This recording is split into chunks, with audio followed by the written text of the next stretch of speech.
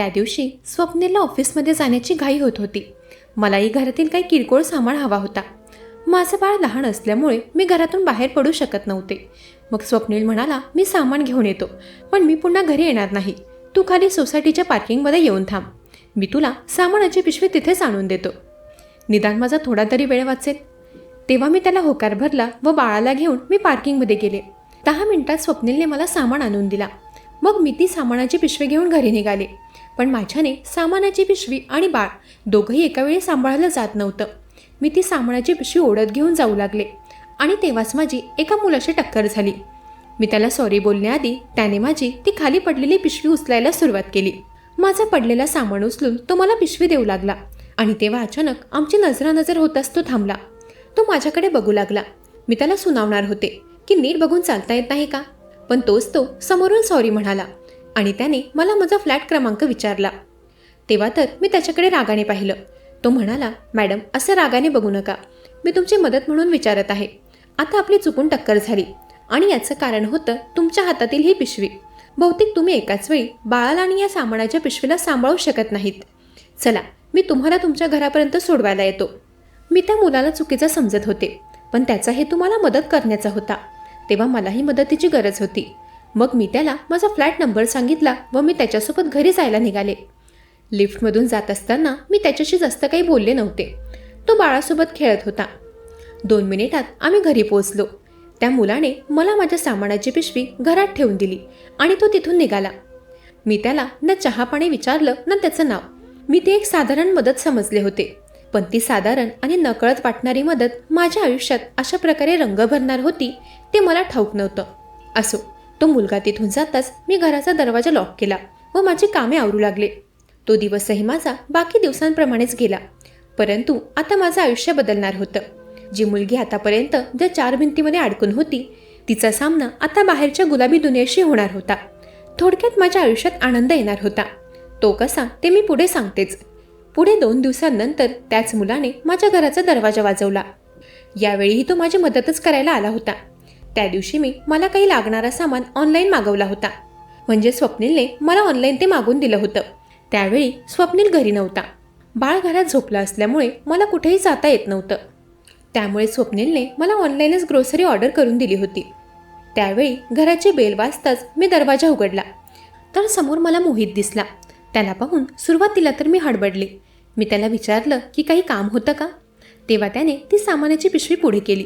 तो म्हणाला, आत्ताच मी घरी आलो तर केबिनजवळच मला गोंधळ दिसला. तिथल्या व्यक्तीचं बोलणं ऐकून मला हे कळलं की तो डिलिव्हरी बॉय तुमच्या फ्लॅटपर्यंत सामान घेऊन यायला तयार नव्हता आणि बहुतेक तुम्हालाही खाली यायचं नव्हतं. मी माझ्या घरीच येत होतो म्हणून म्हटलं जाता जाता तुम्हाला तुमचं सामान देऊन जातो. आत्ताच 2 मिनिटांपूर्वी फोनवर माझे त्या डिलिव्हरी बॉयसोबत 2 शब्द झाले होते. तो फ्लॅटपर्यंत मला सामान आणून द्यायला तयार नव्हता. तो मला खाली सामान घ्यायला बोलवत होता, पण बाळ झोपलं असल्यामुळे मला घरातून बाहेर पडता येत नव्हतं. तेव्हा मी त्या मुलाकडून सामानाची पिशवी घेतली, परंतु आज त्याला असं दारातूनच जाऊ द्यायला मला बरोबर वाटत नव्हतं. तसं तर स्वप्नीलने मला 4 वेळा सांगितलं होतं की मी घरी नसताना कोणी अनोळखी व्यक्तीला घरी येऊ देऊ नकोस. परंतु आता तो मुलगा माझ्यासाठी अनोळखी नव्हता. त्याने माझी मदत केली होती. मी माणुसकी जपणारी व्यक्ती होते. त्यामुळे मी त्याला चहा पाण्यासाठी विचारलं आणि तोही लगेचच तयार झाला. मग तो घरात आला तसं मी त्याला पाणी दिलं व चहा ठेवायला गेले. मग चहा पित असताना आमच्या थोड्याफार गप्पा गोष्टी झाल्या. मी त्याला त्याचं नाव विचारलं. त्याचं नाव मोहित होतं. बोलण्या बोलण्यात मला कळालं की तो आमच्या खालच्या फ्लॅटमध्येच राहिला होता, पण आजपर्यंत कधी आमची भेट झाली नव्हती ना तो मला कधी त्याच्या बाल्कनीत दिसला होता. तो म्हणाला, मी माझ्या कामात व्यस्त असतो, माझ्याकडे स्वतःसाठी वेळच नसतो आणि मी या सोसायटीत जास्त कोणाला ओळखत नाही. मलाही इथे येऊन काहीच महिने झालेत. मोहित प्राण्यांचा डॉक्टर होता. त्याचं प्रोफेशन तर छान होतं. मलाही प्राणी फार आवडायचे, पण स्वप्नीलला ते सगळं आवडायचं नाही. त्यामुळे आजपर्यंत आम्ही घरात एकही प्राणी पाळला नव्हता. तेव्हा थोडा वेळ गप्पा गोष्टी करून मोहित जायला निघाला. मला वाटलं आता तर सहजासहजी आम्हा दोघांची भेट होणार नाही, कारण तोही कामकाजी मुलगा होता आणि मी माझ्या संसारात व्यस्त होते. घरातली कामं सांभाळण्यात मी पुरती थकून जायचे. त्यामुळे मी जास्त बाहेरही जायचे नाही. माझ्याकडे स्वतःसाठी वेळच नसायचा आणि त्यामुळे माझी आता चिडचिड होऊ लागली होती. त्या दिवशी माझी सगळी चिडचिड नकळत स्वप्नीलवर निघू लागली. त्या दिवशी स्वप्नील थोडा तासभर घरी लवकर आला होता. तो घरी आल्यामुळे मला थोडाफार वेळ मिळाला होता. मग मी बाळाला त्याच्याकडे दिलं व त्याला म्हणाले की काही वेळ बाळाला सांभाळ, मी पार्लरमध्ये जाऊन येते. तेव्हा त्या छोट्याशा गोष्टीवरून आमच्यात वाद सुरू झाले. स्वप्नील म्हणाला, मी थोडा वेळ आराम करण्यासाठी आज लवकर घरी आलोय आणि येताच तुझं हे काय सुरू झालं? मला मॅच बघायची आहे आणि थोडं रिलॅक्स करायचं आहे, बाळाला तू बघ. त्यावेळी मला माझ्या नवऱ्याचा फार राग आला. मला पार्लरमध्ये जायचं होतं आणि स्वप्नील थोडा वेळही बाळाला घ्यायला तयार नव्हता. त्याला त्याच्या सगळ्या गोष्टी अगदी व्यवस्थित करायच्या असायच्या. त्यावेळी नकळत माझा सगळा राग त्याच्यावर निघाला.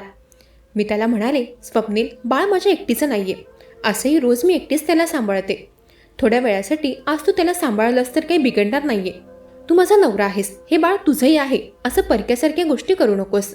स्वप्नील मला वेळ देत नाही, बाळाला बघत नाही, घरातील गोष्टी मला एकटीलाच सांभाळाव्या लागतात. हे सगळं मी एकाच विषयात ओढून घेऊन आले आणि मग काय, ना स्वप्नीलची मॅच बघितली गेली ना माझं पार्लरमध्ये जाणं झालं. तो दिवस आम्हा नवरा बायकोचा एकमेकांशी वाद घालण्यातच गेला होता. दुसऱ्या दिवशी सकाळी मी स्वप्नीलला टिफिनही बनवून दिला नाही. जर तो मला समजून घेऊ शकत नाही तर मी त्याला का समजून घ्यावं? यावेळी मी मनाशी ठरवलं होतं की काही होऊ दे, पण यावेळी मी स्वतःहून माघार घेणार नाही. त्या दिवशी मी फार रागात होते. दुपारी 11 वाजता घराची बेल वाजली. दरवाजात मोहितला पाहून मी थबकले होते. तो आता यावेळी का आला असेल? मला काही कळत नव्हतं. तो दरवाजातच उभा होता आणि मी त्याला तिथेच प्रश्न करू लागले. मी म्हणाले, मोहित, काय झालं, काही काम होतं का? तर तो म्हणाला, आधी मला घरात तर येऊ द्या, की दरवाजातच सगळ्या गप्पा गोष्टी करणार आहात? तेव्हा मी त्याच्या बोलण्यावरून त्याला घरात घेतलं. आज जाताच मी त्याला पाणी दिलं. मग मी त्याला विचारलं की काही काम होतं का? तर तो म्हणाला, काही नाही, मी फक्त विचारपूस करायला आलो होतो. विचारपूस? कसली विचारपूस? त्यावर तो म्हणाला, किरणजी, तुम्ही ठीक तर आहात ना? मी म्हणाले, मला काय झालंय, मी ठीक आहे, पण तू अचानक असा प्रश्न का करत आहेस? त्यावर तो म्हणाला की कदाचित तुम्ही विसरलात की मी तुमच्या खालच्या फ्लॅटमध्ये राहतो. मला काल संध्याकाळी तुमच्या घरातून आवाज येत होते. तुमचे व तुमच्या पतीचे काही वाद झालेत का? त्याचं बोलणं ऐकून मी तर 2 मिनिटं शांत झाले. मी त्याला नाही म्हणू शकत नव्हते, कारण त्याच्या घरापर्यंत आमचा आवाज नक्कीच गेला होता. म्हणूनच तर तो विचारपूस करत होता. मी त्याला म्हणाले, ते जे काही आहे तो आमचा पर्सनल घरातील विषय आहे. तुम्ही उगाचच त्या विषयात हात घालू नका. बाकी तुम्ही 2 वेळा मला जी मदत केली त्यासाठी मी तुमची ऋणी आहे. बाकी याच्या पलीकडे तुम्हाला काही काम असेल तर ते सांगा. त्यावर तो म्हणाला, किरणजी, शेजार धर्म हा फक्त नावाला नसतो. मला असं वाटतंय की तुम्हाला कोणाशी तरी बोलण्याची गरज आहे आणि बहुतेक तुमच्याकडे तुमचं मन मोकळं करण्यासाठी कोणी नाहीये. मी एक डॉक्टर आहे, तुम्ही माझ्याशी बोलू शकतात. मी तुमचं मन हलकं करण्यास नक्कीच तुम्हाला मदत करेल. तेव्हा मला हसायलाही येत होतं, परंतु मी माझं हसू कंट्रोल केलं. मी त्याला म्हणाले, मोहित, तू प्राण्यांचा डॉक्टर आहेस, तू माझी समस्या ऐकून त्यावर असं काय उपाय सांगणार? तर तो म्हणाला, मी प्राण्यांचा डॉक्टर असलो तरी शेवटी मी डॉक्टरच आहे. त्यामुळे मला असं वाटतंय की तुम्ही तुमच्या समस्या माझ्या पुढे मांडाव्या. मी नक्कीच तुम्हाला मदत करेन. प्लीज तुमचं मन मारू नका. तुम्हाला आता गरज आहे ती एका मित्राची. माझ्या आयुष्यात जास्त मित्रमैत्रिणी नव्हते. लग्नानंतर मी स्वतःला संसारातच गुंतवून टाकलं होतं. संसार म्हणजेच आपलं आयुष्य, असंच मी डोक्यात घेऊन चालत होते. आणि आता तर बाळ झाल्यानंतर माझा दिवस कधी उजाडायचा आणि कधी संपायचा ते मला कळायचंच नाही. तेव्हा मी मोहितसोबत काही बोलणार तोच बाळ झोपेतून उठलं होतं. तो उठल्यानंतर मोहित त्याच्याशी खेळू लागला. तेव्हा नकळत माझ्या तोंडून माझ्या मनातील दुःख मोहित पुढे सांगितलं गेलं. मी त्याला म्हणाले, माझा नवरा आता मला वेळच देत नाही. तो सतत त्याच्या कामात व्यस्त असतो. बाळालाही मला एकटीला सांभाळावं लागतं. घरातील कामाच्या जबाबदारीमुळे मला स्वतःसाठी वेळच मिळत नाही. त्यामुळेच माझी खूप चिडचिड होते. मोहितने शांतपणे माझं सगळं बोलणं ऐकून घेतलं. मग तो म्हणाला, तुम्ही अजिबात चिंता करू नका. आता तुम्ही माझ्याकडे तुमच्या समस्या मांडल्या आहात ना, तर आता सगळं काही ठीक होईल. सगळ्यात आधी तुम्हाला स्वतःकडे लक्ष देण्याची गरज आहे. तुम्ही कधी कुठे बाहेर फिरायला नाही का जात? त्यावर मी म्हणाले, नाही. जेव्हाही मी बाहेर जाण्याचा विषय काढते तेव्हा स्वप्नील म्हणतो, तुला काही पाहिजे असेल ते मी घरीच मागवतो. उगाच बाहेर जाऊन कशाला वेळ वाया घालवायचा? मग मोहित म्हणाला, मग डिनरला जाण्याऐवजी तुम्ही कधीतरी मूवीला जा. त्यावर मी हसले. म्हणाले, इथे आम्ही लवकर डिनरला जात नाही आणि तू सांगत आहे मूवीला जाऊन या. स्वप्नील तर कधीच होकार देणार नाही. तो प्रत्येक गोष्टीत बाळ अजून लहान आहे हाच बहाणा देतो. तेवढं बोलून मी शांत बसले. माझा नाराज चेहरा पाहून पुढे मोहित म्हणाला, सगळ्यात महत्त्वाची गोष्ट ही आहे की तुम्हाला या 4 भिंतीतून बाहेर पडण्याची गरज आहे. आयुष्यात प्रत्येकाला चेंज हवा असतो. तुम्ही गृहिणी असल्या तरी तुम्ही मनुष्य प्राणीच आहात. तुम्हालाही थोडं चेंजची गरज आहे. तुम्हाला जर इथून पुढे माझी काही मदत लागली तर मला नक्की सांगा. स्वप्नील रावांना वेळ नसेल तर मी तुमच्यासाठी नक्की वेळ काढेल. त्याच्या त्या बोलण्यावर मी पुढे त्याच्याशी जास्त बोलले नाही. मग काही वेळ बाळाला खेळवून मोहित त्याच्या घरी निघून गेला. तसं तर यावेळी मी समोरून माघार घेणार नव्हते, परंतु मोहितने जे सुचवलं होतं ते मी एकदा स्वप्नीलशी बोलण्याचा विचार केला. संध्याकाळी स्वप्नील घरी आला तेव्हा त्याने न मागता मी त्याला चहा नेऊन दिला. माझा राग आता निवळला हे पाहून स्वप्नीलही माझ्याशी बोलू लागला. बोलता बोलता मी त्याला म्हणाले, स्वप्नील, उद्या रविवार आहे, आपण उद्या मूवीला जाऊयात का? तेव्हा मला स्वप्नीलकडून होकाराची अपेक्षा होती, पण त्याने नेहमीप्रमाणे त्या दिवशीही मला नाराज केलं. तो म्हणाला, आता नाही, नेक्स्ट टाईम बघूयात. उद्या मला जरा महत्त्वाचं काम आहे. उद्या सुट्टी असली तरी मी घरी नाही आहे. स्वप्नीलचं उत्तर ऐकून मी फार चिडले होते. तेव्हाच मी माझ्या खोलीत गेले आणि माझ्या मोबाईलवरून मी मोहितला फोन केला. मी त्याला म्हणाले, तू मूवीसाठी विचारत होतास ना? उद्याची आपली 2 तिकीटं बुक करून ठेव, आपण मूवीला जाऊयात. बाळसोबत असतानाही मोहित मला मूवीला घेऊन जायला तयार होता, पण स्वप्नीलला त्या सगळ्या गोष्टी फार कठीण वाटायच्या. तेव्हा मी वारंवार स्वप्नीलकडे आग्रह केला नाही. दुसऱ्या दिवशी सकाळी माझा नवरा ऑफिसच्या वेळेतच घरातून बाहेर पडला. तो गेल्यानंतर मी माझं आणि बाळाचं आवरलं व मोहितसोबत मूवीला निघाले. घरून निघाल्यापासून ती मूवी संपेपर्यंत माझा मुलगा मोहितकडेच होता. त्याची खाण्यापिण्याची जबाबदारी तो थोडाफार रडला तर त्याला शांत करण्याची जबाबदारी ते सगळं काही मोहितच करत होता. त्या दिवशी पहिल्यांदा मला असं वाटत होतं की माझं काहीतरी आयुष्य आहे. बाळसोबत असतानाही मी अगदी निवांतपणे मूवी बघू शकले होते आणि ते सगळं मोहितमुळे शक्य झालं होतं. मूवी बघत असताना एकदाही मला स्वप्नीलचा फोन आला नव्हता. तो मला फोन करेल तरी का? तो तर त्याच्याच दुनियेत व्यस्त होता. असो, मूवी संपल्यावर आम्ही घरी यायला निघालो. मोहित म्हणाला, आता तुम्ही बाहेर पडलेच आहात तर अजून काही वेळ बाहेर फिरूयात. तेव्हा मोहितने मला डिनरसाठी नेलं. मोहितकडे बघून असं वाटत होतं की पुरुषही सगळ्या गोष्टी करू शकतात, फक्त आपल्या जोडीदारासोबत वेळ घालवण्याची इच्छा असावी लागते. मोहित आणि माझं नातं एवढ्या जवळचं नव्हतं. तो फक्त शेजारी होता. त्याचं तर अजून लग्नही झालं नव्हतं, पण तरीही त्याने माझ्या बाळाला अगदी व्यवस्थितपणे सांभाळलं होतं. डिनर झाल्यावर मोहित म्हणाला, आपल्याकडे अजून भरपूर वेळ आहे. तुम्हाला माझं क्लिनिक बघायचं आहे का? मी तुम्हाला माझं क्लिनिक बघायला घेऊन जातो.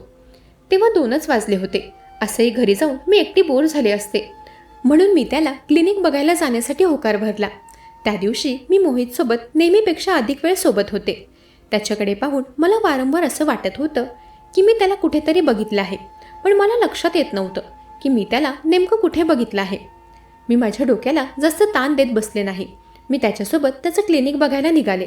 काहीच वेळात मी मोहितसोबत त्याच्या क्लिनिकमध्ये पोहोचले. त्याचं क्लिनिक बाहेरून पाहता असं वाटत होतं की ते वर्षापासून बंद आहे, पण आत क्लिनिक अगदी क्लीन आणि नीटनेटकं होतं. असं वाटतच नव्हतं की ते प्राण्यांचं हॉस्पिटल आहे. तेव्हा आम्ही क्लिनिकमध्ये पोहोचलो तोच मला स्वप्नीलचा फोन आला. मोहितने ते पाहिलं आणि तो म्हणाला, फोन उचलू नका, नाहीतर आत्ताही तुम्ही भांडायला लागणार. मलाही स्वप्नीलवर राग होता, म्हणून मी त्याचा फोन उचलला नाही. मोहितने मला समोर पेशंटच्या खुर्चीवर बसायला सांगितलं आणि तो त्याच्या खुर्चीवर बसला. तो मला विचारू लागला की तुमच्या लग्नाला किती वर्ष झालेत? तुमचं लव्ह मॅरेज आहे की अरेंज मॅरेज? मी काही प्रश्नांची उत्तर सहज दिलेत, पण पुढे तो म्हणाला, स्वप्नील तुम्हाला इग्नोर करतोय. याच्या मागे काही ठोस कारण असावेत. आता तुम्ही त्याला आवडत नसाल. मी त्याच्या बोलण्यात येत होते असं मला वाटू लागलं. तेव्हा माझ्या मनात एकच प्रश्न घुमत होता की मोहितला मी कुठेतरी बघितलं आहे. मी त्याला विचारलं की मोहित, आपण आधी भेटलो आहोत का? तेव्हा तो हसतच म्हणाला, हो भेटलो आहोत ना, आपल्या सोसायटीत. मी तुमचा नेबर आहे. घरातील तणावामुळे तुम्ही आता माणसांची ओळखही विसरत आहात वाटतं. त्याच्याशी बोलत असतानाच अचानक माझा हात मोबाईलमध्ये इंस्टाग्राम ॲपवर गेला. इंस्टाग्राम उघडताच माझ्या मनात आलं की नवऱ्याचा लास्ट सीन बघून घेऊयात. मग तेव्हा मी मेसेजमध्ये गेले तशी माझी नजर अनोळखी प्रोफाईलवर गेली. त्या प्रोफाईलवरून मला हाय, हॅलो, कशा आहात असे मेसेज आले होते आणि तेव्हा मी ती प्रोफाईल उघडून पाहिली आणि माझ्या पायाखाली जमीनच सरकली. ती प्रोफाईल मोहितची होती. त्याने 4 आठवड्यांपूर्वी मला इंस्टाग्रामवर मेसेज केले होते. ते मेसेज पाहता आणि आताचं त्याचं बोलणं ऐकता असं वाटू लागलं की मोहित माझा पाठलाग करत होता आणि तेही बऱ्याच दिवसांपासून. आता मला त्याचा हेतू काहीतरी वेगळाच वाटू लागला. त्यावेळी मी माझ्या मोबाईलमध्ये व्यस्त होते. तेव्हाच तो माझ्या समोर आला. अचानक मोहितला समोर पाहून मी दचकले. तो म्हणाला, अरे असं आश्चर्यचकित का होत आहात? मला वाटते तुमचं चेकअप करावं लागेल. तेव्हा त्याने स्टेथोस्कोप उचललं. तशी मी घाबरले. मला चेक करण्यासारखं काही नव्हतं. पहिला मुद्दा तो प्राण्यांचा डॉक्टर होता. तो ज्या क्लिनिकमध्ये मला घेऊन आला होता ते प्राण्यांचं हॉस्पिटल वाटत नव्हतं. मी त्याच्यासोबत त्याचं क्लिनिक बघायला आले होते, ना की काही चेकअप करायला. मला कुठल्याही गोष्टीचा काहीही त्रास नव्हता. मग तरीही मोहित का चेकअप करण्यासाठी मला आग्रह करत होता? मी त्याला चेकअपसाठी नकार दर्शवला, पण त्याचं म्हणणं होतं की हे बेसिक चेकअप आहे. तेव्हा मी त्याला काही वेळासाठी गप्पांमध्ये गुंतवून ठेवलं. पुढच्या 20 मिनिटांनंतर त्याच्या क्लिनिकमध्ये माझा नवरा पोलिसांना घेऊन आला. मी स्वप्नीलला माझं लोकेशन पाठवलं आणि मी अडचणीत आहे असा मेसेज केला होता. त्यामुळे तो लगेचच माझ्या मदतीसाठी येऊ शकला. पोलिसांना पाहून मोहितच्या चेहऱ्यावरचा तर रंगच उडाला होता. पोलिसांनी त्याला पाहिलं तेव्हा त्याला पाहता क्षणी ते त्याच्यावर ओरडले. ते म्हणाले, काय रे, तुझा हा धंदा तू अजून बंद केला नाहीस का? तुझ्यामुळे एका महिलेचं आयुष्य खराब झालं, आता तू दुसरीला घेतलंस का? पोलिसांचं बोलणं ऐकून असं वाटत होतं की मोहित कोणीतरी डेंजर व्यक्ती आहे. त्याला पोलीस ठाण्यात नेलं गेलं. त्याच्यासोबत आम्हालाही बोलावलं होतं. पोलीस स्टेशनमध्ये गेल्यानंतर मोहित तो निर्दोष आहे असं बोलत होता, पण इन्स्पेक्टर त्याचं ऐकत नव्हते. आम्ही त्याच्या विरोधात FIR नोंदवत होतो. तोच तिथे मोहितची बहीण आणि दाजी आले. त्याची बहीण माझ्या पुढे हात जोडू लागली. ती म्हणाली, प्लीज ताई, एकदा माझं बोलणं ऐका. त्या महिलेची गयावया पाहून मी FIR नोंदवायचं थांबवलं आणि तिचं बोलणं ऐकून घेऊ लागले. ती म्हणाली, मोहित डॉक्टर आहे, पण तो प्राण्यांचा नाही, तो सायकोलॉजिस्ट डॉक्टर आहे. वर्षभरापूर्वी त्याचं क्लिनिक बंद झालं. त्याच्या क्लिनिकमध्ये एक महिला ट्रीटमेंटसाठी यायची. तिचं नवऱ्याशी अजिबात पटत नसल्यामुळे ती समुपदेशना करता यायची, पण तिचं बाहेर दुसरीकडेही प्रेम संबंध होते. ती तिच्या त्या प्रियकरासोबत निघून गेली. तिच्या सासरच्या मंडळींनी मोहितलाच दोष दिला की तुझ्या बोलण्यामुळे तिच्यात हिंमत आली व ती निघून गेली. त्या लोकांनी मोहितवर व त्याच्या क्लिनिकवर खोटे आरोप लावले व क्लिनिक बंद पडलं. त्याची फार बदनामी झाली. त्याने त्याच्या डॉक्टर पदवीकरता फार मेहनत घेतली होती, त्यामुळे तो आजही त्याचं प्रोफेशन सोडू शकला नाही. मी म्हणाले, मला तुमच्या बोलण्यात खोटेपणा जाणवतोय. जर मोहितचा हेतू चुकीचा नव्हता तर त्याने मला 4 आठवड्यांपूर्वी सोशल साईटवर मेसेज का केले? एवढंच नाही, मी रिप्लाय दिला नाही तर तो मला शोधत माझ्या घरापर्यंत पोहोचला. ती म्हणाली, याचं उत्तर मोहितच देऊ शकतो. मोहित म्हणाला, मी तुम्हाला शोधलं नाही. योगायोगाने नकळत तुमचं प्रोफाईल माझ्या समोर आलं होतं आणि त्यात तुम्ही पोस्ट केलेल्या सॅड पोस्ट मी वाचल्यात आणि माझ्यातला सायकोलॉजिस्ट डॉक्टर जिवंत झाला. मी तुम्हाला काही चुकीचे मेसेज केले नाहीत. तुम्ही कशा आहात हे विचारलं. तुमचा रिप्लाय आला नाही. मग नंतर मीही मेसेज केले नाहीत. पण आता मी काही दिवसांपूर्वी माझ्या बहिणीच्या फ्लॅटवर राहायला आलो होतो. योगायोगाने आपली सोसायटीत भेट झाली. मी तुमच्या समस्या जवळून पाहू लागलो होतो. रोज मी तुमची नवरा बायकोमधील कुणकुण ऐकायचो. मी फक्त तुमचं समुपदेशन करू इच्छित होतो. मी माझ्या प्रत्येक पेशंटला माझ्या बहिणीच्या नजरेने बघत असतो. मोहितचा हेतू चुकीचा नव्हता हे जेव्हा मला समजलं तेव्हा मी त्याच्या विरुद्ध FIR नोंदवली नाही. तो नेहमीच माझ्याशी आदराने बोलत आला होता. जाताना त्याने माझी माफी मागितली. तो स्वप्नीलला म्हणाला की संसार दोघांचा आहे तर दोघांनी मिळून त्यात रंग भरायचे असतात. किरणजींना वेळीच समजून घ्या. एकमेकांना समजून घेऊनच संसार पुढे जात असतो. तो प्रसंग आणि मोहितचे ते शब्द, त्याने स्वप्नीलमध्ये फार बदल झाला होता. त्या दिवसापासून तो मला समजून घेऊ लागला, मला ऐकू लागला, घरातील कामातही मला योगदान देऊ लागला. आता आम्ही दोघे सुखाने राहत आहोत. मंडळी, कशी वाटली ही कथा? ऐकत रहा मनाचे बोल.